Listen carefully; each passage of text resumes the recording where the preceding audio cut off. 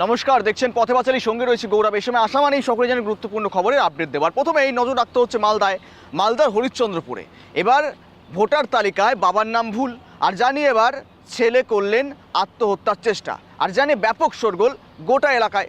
ছবি দেখুন হরিশ্চন্দ্রপুরের, মালদার হরিশ্চন্দ্রপুরের ছবি দেখাচ্ছি। মূলত ভোটার লিস্টে বাবার নাম ভুল থাকায় আতঙ্কের জেরেই ছেলে আত্মঘাতীর ঘটনা জড়িয়ে পড়লেন, অর্থাৎ আত্মহত্যার চেষ্টা করলেন তিনি, এমনটাই অভিযোগ উঠছে পরিবারের তরফ থেকে। ঘটনাস্থলে তাজবুল হোসেন থেকে শুরু করে রাজ্যের নেতৃত্বরা পৌঁছে গিয়েছিলেন। জানিয়ে শুরু হয়েছে ব্যাপক জলঘোলা পরিস্থিতি, যেখানে দেখাচ্ছি আপনাদের সামনে মূলত যে ছবি।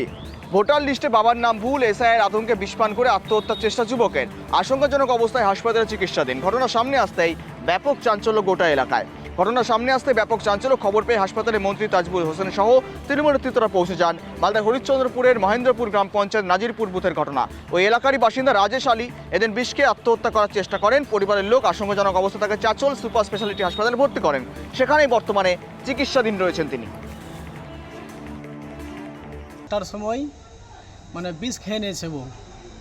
কিরকম ভয়ে বিষ খেয়েছে? ভয়ে চিন্তায় যে আমাকে বাংলাদেশ পাঠিয়ে দিবে বা এই চিন্তায় মানে বিষ খেয়ে নিয়েছে বউ। কোথায় আছে ভর্তি? এখন চাচল সুপার হাসপাতালে আছে। অবস্থা কিরকম? অবস্থা ঠিক নাই,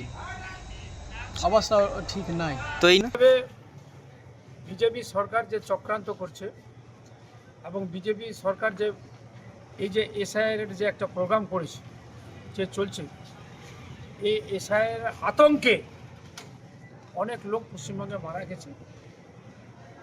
এখন বর্তমানে আমাদের হরিশ্চন্দ্রপুর বিধানসভার অন্তর্গত নাজিরপুর গ্রামের রাজেশ নামে একজন ছেলে, তার নাম হচ্ছে রাজেশ, কিন্তু নামটা উঠে এসছে ভোটার লিস্টে রাজেশ, আবার বাবার নাম রাজেশ আলী। এই আতঙ্কে আমরা অনেকবার প্রশিক্ষণ দিয়েছি, তা সত্ত্বেও কিন্তু ও বিশ্বাস করছে না যে আমি হয়তো ভোটার লিস্টে আমার নাম থাকবে কি না থাকবে।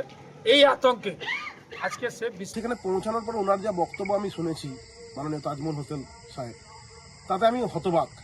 আবার একদিকে হতবাকও নই, যে সমস্ত শ্রোতা বা দর্শক আমার কথা শুনবেন তাদের কাছে আমি ক্ষমা প্রার্থী। কারণ একজন রাজ্যের মন্ত্রী বা প্রতিমন্ত্রী তিনি এখনো পর্যন্ত ক্লিয়ার নন যে ভারতবর্ষের সরকার বা বিজেপি এবং নির্বাচন কমিশন এই দুটো বিষয়কে তিনি নিজেই গুলিয়ে ফেলছেন, এবং কোনটা রাজ্য মানে নির্বাচন কমিশন আর কোনটা ভারতীয় জনতা পার্টি বা ভারতবর্ষের সরকার সেটা উনি না জেনে আর এসআইআর আতঙ্কে নিজে ভুগছেন, সেটা তার প্রমাণ। কারণ তার যে ভোট ব্যাংক, সেই ভোট ব্যাংক এবার আগামী 26-এর নির্বাচনে হয়তো কোথাও না কোথাও নষ্ট